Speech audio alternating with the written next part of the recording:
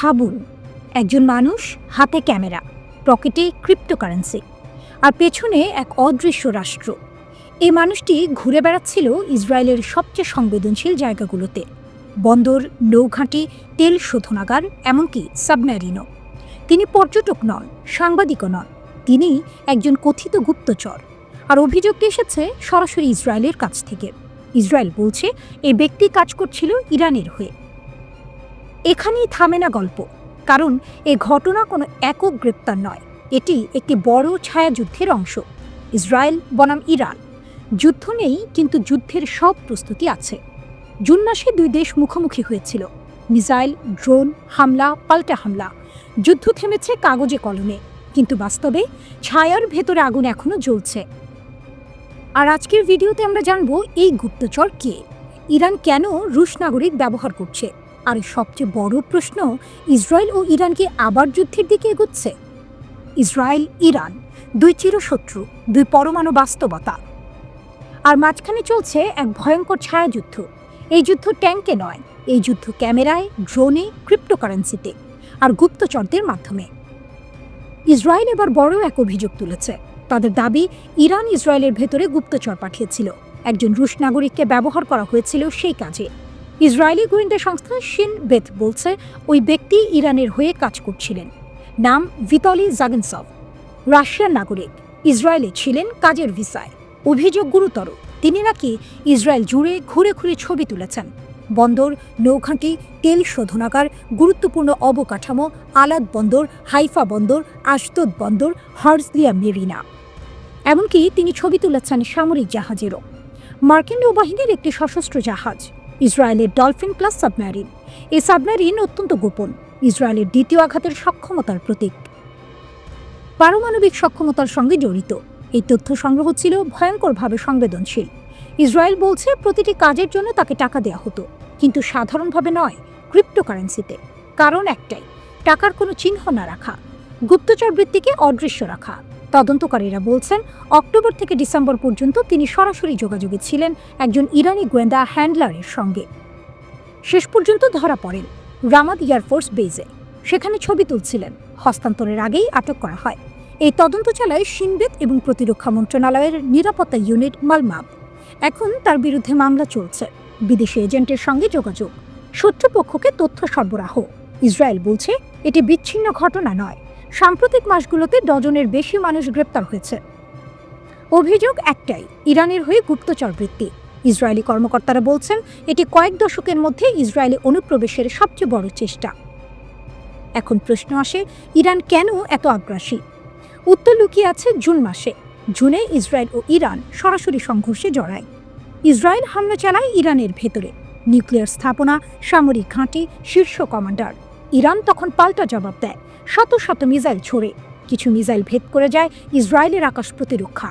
এই যুদ্ধ দেখিয়ে দেয় ইরান এখন আর শুধু হুমকি নয়, ইরান এখন শক্তি, মিসাইল প্রযুক্তি, ড্রোন, দূরপাল্লার হামলার সক্ষমতা, জটিল গোয়েন্দা নেটওয়ার্ক।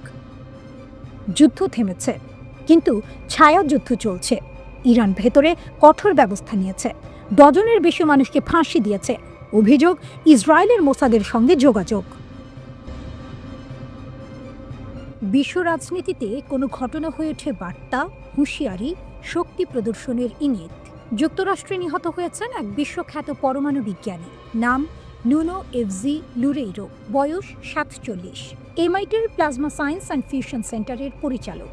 শক্তি ও পারমাণবিক গবেষণায় তিনি ছিলেন শীর্ষ সারির বিজ্ঞানী। নিজের বাড়িতেই তাকে গুলি করে হত্যা করা হয়। মার্কিন পুলিশ কাউকে গ্রেপ্তার করেনি, মোটিভও স্পষ্ট নয়। কিন্তু সন্দেহ শুরু হয়ে গেছে, কারণ লুরেইরো ছিলেন ইসরায়েলপন্থী। ইসরায়েল এখন সন্দেহ করছে ইরানের দিকে। কেন? কারণ জুন মাসে তেহরানে ইসরায়েলের হামলায় নিহত হয়েছেন একাধিক ইরানি পারমাণবিক বিজ্ঞানী। ওই হত্যাকাণ্ড বিশ্বজুড়ে আলোড়ন তোলে। ইরান তখন প্রতিশোধের কথা বলেছিল, সময় ও জায়গা বেছে নেওয়ার কথা বলেছিল। এবার প্রশ্ন উঠছে, এই হত্যাকাণ্ড কি সেই প্রতিশোধ? ইসরায়েলি সংবাদ মাধ্যম জেরুজালেম পোস্টে জানিয়েছে, ইসরায়েলি গোয়েন্দারা বিষয়টি গুরুত্ব দিয়ে দেখছে। তাদের দাবি, সাম্প্রতিক কিছু গোয়েন্দা তথ্য ইরানের দিকে ইঙ্গিত করছে। তবে এখানেই একটি বড় কিন্তু। মার্কিন তদন্তকারীরা এখনও কোনো দেশের সংশ্লিষ্টতার প্রমাণ পাননি। ব্রুকলিন পুলিশ বলছে এটি এখনও একটি খোলা তদন্ত। ঘরে জোরপূর্বক ঢোকার কোনো চিহ্ন নেই, মানে খুনিরা হয়তো তাকে চিনত অথবা পরিকল্পিতভাবে এসেছিল। ইসরায়েলের সন্দেহের পেছনে আরেকটি বড় কারণ আছে, লুরেইরোর গবেষণা। তিনি ভবিষ্যতের শক্তি প্রযুক্তি নিয়ে কাজ করতেন। নিউক্লিয়ার ফিউশন উন্নত শক্তি উৎপাদন, যা সামরিক ও কৌশলগত দিক থেকেও অত্যন্ত গুরুত্বপূর্ণ। এই ধরনের বিজ্ঞানীরা শুধু গবেষক নন, তারা রাষ্ট্রের কৌশলের অংশ। ইতিহাস বলছে ইসরায়েল বহুবার ইরানের বিজ্ঞানীদের নিশানা করেছে। গোপন অপারেশন, টার্গেট কিলিং, মোটরসাইকেল বোমা, ড্রোন হামলা। ইরানও সেই ইতিহাস ভুলেনি। ইরান আজ আর শুধু একটি আঞ্চলিক শক্তি নয়, ইরান একটি সামরিক বাস্তবতা। ড্রোন প্রযুক্তি, ব্যালিস্টিক মিসাইল, হাইপারসনিক অস্ত্রের দাবি এবং শক্তিশালী গোয়েন্দা নেটওয়ার্ক। মধ্যপ্রাচ্যে ইরানের প্রভাব বিস্তৃত। লেবাননে হিজবুল্লাহ, ইয়েমেনে হুথি, ইরাকে মিলিশিয়া, সিরিয়ায় উপস্থিতি। ইরান জানে কিভাবে ছায়াযুদ্ধ চালাতে হয়। খোলা যুদ্ধ নয়, কিন্তু নিখুঁত বার্তা। তবে এখনো কোনো প্রমাণ নেই যে এই হত্যার পেছনে ইরানি আছে। এটা স্পষ্ট করে বলছেন মার্কিন কর্মকর্তারা। তারা বলছেন সব দিক খতিয়ে দেখা হচ্ছে, রাজনৈতিক, ব্যক্তিগত, পেশাগত সবকিছু। সোশ্যাল মিডিয়ায় জল্পনা বাড়ছে, জাতীয়তাবাদ, ভূ রাজনীতি, গোপন যুদ্ধ। কিন্তু তদন্তকারীরা বলছেন এখনই সিদ্ধান্ত টানা বিপজ্জনক। বিশ্ব এখন আর শুধু যুদ্ধক্ষেত্রে লড়ে না, লড়াই হয় গবেষণাগারে, লড়াই হয় বিজ্ঞানীদের ঘিরে, লড়াই হয় নীরবে। ইসরায়েল ও ইরানের এই ছায়াযুদ্ধ নতুন নয়, কিন্তু এবার সেই ছায়া কি পৌঁছে গেছে আমেরিকার মাটিতে? প্রশ্ন একটাই, এটা কি সত্যিই প্রতিশোধ, নাকি অন্য কোনো অজানা গল্প? উত্তর দেবে সময় এবং যুদ্ধ থেমেছে, কিন্তু প্রস্তুতি থামেনি। ইসরায়েল এখন আবার চোখ রাখছে ইরানের দিকে, আর এবার লক্ষ্য ব্যালিস্টিক মিসাইল। ইসরায়েলি কর্মকর্তাদের দাবি ইরান দ্রুত বাড়াচ্ছে মিসাইল উৎপাদন। যে কর্মসূচি আগেই ক্ষতিগ্রস্ত হয়েছিল ইসরায়েলি হামলায়, সেটাই আবার দাঁড় করানো হচ্ছে। এই উদ্বেগ নিয়েই ইসরায়েলের প্রধানমন্ত্রী নেতানিয়াহু দেখা করতে যাচ্ছেন ডোনাল্ড ট্রাম্পের সঙ্গে। স্থান ফ্লোরিডা, মারে লাগো। এই মাসের শেষ দিকে ইসরায়েলের পরিকল্পনা পরিষ্কার। ট্রাম্পকে বোঝানো হবে ইরান এখন নতুন হুমকি। কেন হুমকি? কারণ মিসাইল, অনেক মিসাইল, খুব দ্রুত তৈরি হওয়া মিসাইল। ইসরায়েলি সূত্র বলছে ইরান মাসে হাজার হাজার ব্যালিস্টিক মিসাইল তৈরি করতে পারে, সংখ্যা গিয়ে দাঁড়াতে পারে মাসে ৩,০০০-এ। এটাই এখন ইসরায়েলের সবচেয়ে বড় ভয়। নিউক্লিয়ার কর্মসূচি, হ্যাঁ, সেটাও উদ্বেগের, কিন্তু তাৎক্ষণিক নয়। ইসরায়েল বলছে ইরান আগে মিসাইল আর আকাশ প্রতিরক্ষা ঠিক করবে, তারপর যাবে পরমাণু বোমার দিকে। কারণ হিসাবটা পরিষ্কার, মিসাইল বেশি থাকলে ইরান নিজের স্থাপনা ভালোভাবে রক্ষা করতে পারবে, আকাশ প্রতিরক্ষা থাকলে বোমা ঢুকবে না। এখানেই ইরানের শক্তি। গত জুন মাসে ইসরায়েল ইরানের ভেতরে হামলা চালায়। মার্কিন যুক্তরাষ্ট্রও যোগ দেয়। অপারেশনের নাম মিডনাইট হ্যামার। ১০০টির বেশি বিমান, সাবমেরিন, ৭টি B-2 স্টেলথ বোমারু, ৩০,০০০ পাউন্ডের বাংকার বাস্টার বোমা। টার্গেট ইরানের নিউক্লিয়ার স্থাপনা ইস্পাহান, নাতাঞ্জ, ফোর্দো। ট্রাম্প তখন বলেছিলেন সব ধ্বংস হয়ে গেছে সম্পূর্ণভাবে, কিন্তু বাস্তবতা এত সহজ নয়। কিছু রিপোর্ট বলছে ক্ষতি হয়েছে, কিন্তু পুরোপুরি নয়। আর সেই সুযোগটাই নিচ্ছে ইরান। ইসরায়েল বলছে ইরান আবার গড়ে তুলছে নিউক্লিয়ার অবকাঠামো, মিসাইল কারখানা এবং আকাশ প্রতিরক্ষা। এ কারণেই নেতানিয়াহু ট্রাম্পকে নতুন বিকল্প দেখাতে চান। আগেও এমন হয়েছিল। জুনের আগে ইসরায়েল ট্রাম্পের সামনে 4টি অপশন রেখেছিল। 1, ইসরায়েল একাই হামলা করবে। 2, যুক্তরাষ্ট্র সীমিত সহায়তা দিবে। 3, দুদেশ একসঙ্গে হামলা করবে। 4, যুক্তরাষ্ট্র একাই হামলা চালাবে। শেষ পর্যন্ত হয়েছিল যৌথ অভিযান। এবারও তেমন কিছু হতে পারে। নেতানিয়াহু যুক্তি দেবেন এটা শুধু ইসরায়েলের সমস্যা নয়, এটা পুরো অঞ্চলের সমস্যা, এমনকি যুক্তরাষ্ট্রেরও। কারণ ইরানের মিসাইল মধ্যপ্রাচ্যের সব ঘাঁটির জন্য হুমকি। মার্কিন ঘাঁটিও বাদ নয়, কিন্তু পরিস্থিতি জটিল। একই দিকে ট্রাম্প বলছেন তিনি শান্তি এনেছেন, গাজায় যুদ্ধ থেমেছে, ইরানের নিউক্লিয়ার হুমকি শেষ। অন্যদিকে ইরান আবার আলোচনায় বসতে চায়, কূটনৈতিক পথে হাঁটতে চায়। এই দুই পথ একসঙ্গে চলে না। আরও একটি বিষয় আছে, ইরান শুধু নিজে নয়, ইরান মানে প্রক্সি, হিজবুল্লাহ, হুথি, ইরাকের মিলিশিয়া। ইসরায়েলের ভয় ইরান আবার এদের অর্থ ও অস্ত্র দেবে, অঞ্চল আরো অস্থির হবে। সব মিলিয়ে কি দাঁড়াচ্ছে? যুদ্ধ থামলেও উত্তেজনা থামেনি। ইরান এখনো শক্তিশালী, মিসাইল আছে, ড্রোন আছে, প্রযুক্তি আছে, ধৈর্য আছে। ইসরায়েল জানে আকাশে তারা এগিয়ে, কিন্তু মাটিতে পড়া প্রতিটি মিসাইল একটা বড় ঝুঁকি। এ কারণেই এই ছায়াযুদ্ধ যে কোনো সময় আবার প্রকাশ্য যুদ্ধে রূপ নিতে পারে। প্রশ্ন একটাই, ট্রাম্প এবার কোন অপশন বেছে নেবেন?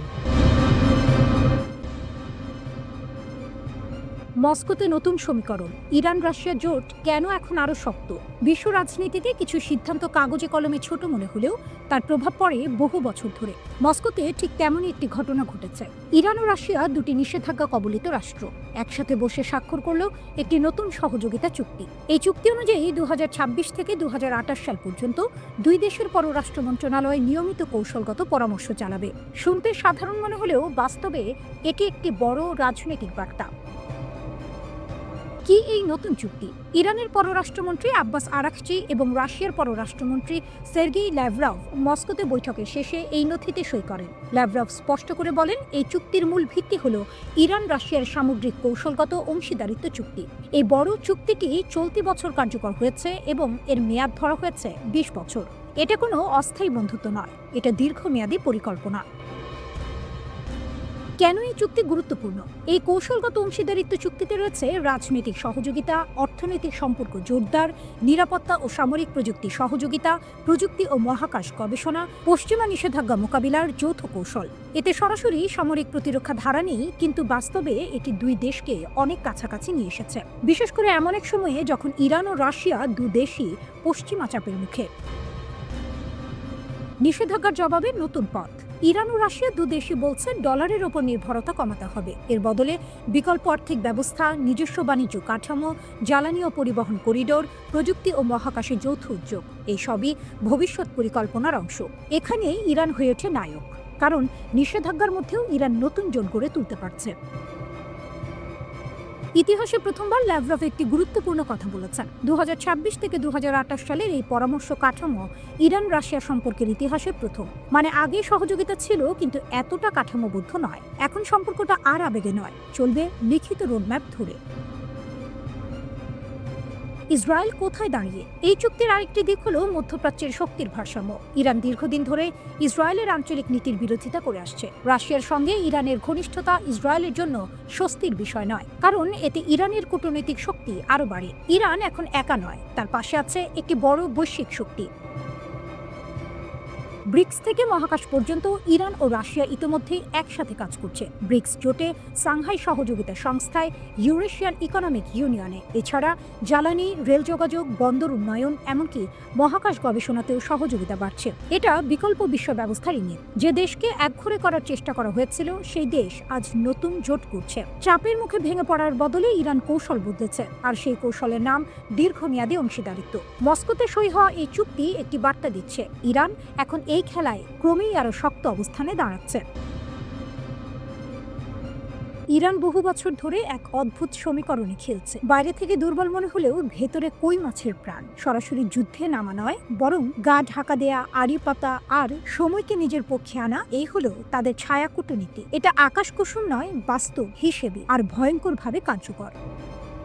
মধ্যপ্রাচ্যের আকাশে যখন ক্ষেপণাস্ত্রের রেখা টানা হচ্ছে, তখন অনেকেই ভাবছেন শক্তিবাণী দৃশ্যমান আগুন, কিন্তু বাস্তবতা একটু অন্যরকম। ইরান আর ইসরায়েলের উত্তেজনা জুন 2025-এ সরাসরি সংঘর্ষে পৌঁছালেও ইরানের আসল শক্তি আকাশে নয়, আড়ালে। 2024 সালে যুক্তরাষ্ট্রের গোয়েন্দা প্রধান বলেছিলেন, ইরান খোলা যুদ্ধে নয়, কাজ করে প্রক্সি, অস্বীকার আর নেটওয়ার্কে। মানে অরণ্যে রোদন না করে চুপচাপ কাজ। কোথাও নিজের সামনে আসে না, কিন্তু প্রভাব ফেলে অক্ষরে অক্ষরে। ফলে শত্রু বুঝে ওঠার আগেই টনক নড়ে। ইরান জানে পশ্চিমা ভাবনায় শক্তি মানেই দৃশ্যমান, তাই তারা উল্টো পথে হাঁটে। গল্প, বয়ান, বিশ্লেষণ সবকিছুকে অস্ত্র বানায়। পশ্চিমা থিঙ্ক ট্যাঙ্কে বয়ান ঢোকানো, মিডিয়ায় স্বাভাবিকীকরণ, এগুলো জিলাপির প্যাঁচ। এখানে লক্ষ্য কাউকে বোঝানো নয়, বরং পরিস্থিতিকে স্বাভাবিক বানানো। ফলে বিরোধিতা পদ্মপাতায় জল হয়ে যায়। প্রক্সি ইকোসিস্টেম, উপস্থিতি ছাড়াই ক্ষমতা। ইরানের অন্যতম শক্তি তার প্রক্সি নেটওয়ার্ক। লেবাননে হিজবুল্লাহ, ইরাকে মিলিশিয়া, ইয়েমেনে হুথি, এরা সবাই টিকে থাকার জন্য তেহরানের ওপর নির্ভরশীল এক ব্যবস্থা। এখানে ইরান হাল ধরা থাকলেও সামনে থাকে না, আঘাত আসে কিন্তু স্বাক্ষর থাকে না, একেবারে ডুমুরের ভুল। 2023-এর পর থেকে ইরাক, সিরিয়ায় যুক্তরাষ্ট্রের ওপর বহু হামলা হয়েছে। তেহরান বলেছে, আমরা নিয়ন্ত্রণ করি না। এই অস্বীকারই তাদের শক্তি। অহিনকুল সম্পর্কের মাঝে তারা এমনভাবে খেলেছে যে প্রতিশোধ নিলেও প্রমাণ মেলে না। ইরান সংকটকে সমস্যা ভাবে না, তাই তাড়াহুড়ো নেই, সময় তাদের বন্ধু। অন্যরা ক্লান্ত হলেই ইরান থাকে। এটাই খামেনির দেশের বৈশিষ্ট্য। যুদ্ধের উত্তাপে সবাই অগ্নিশর্মা, আর ইরান মাথা ঠান্ডায় হিসেব কষে।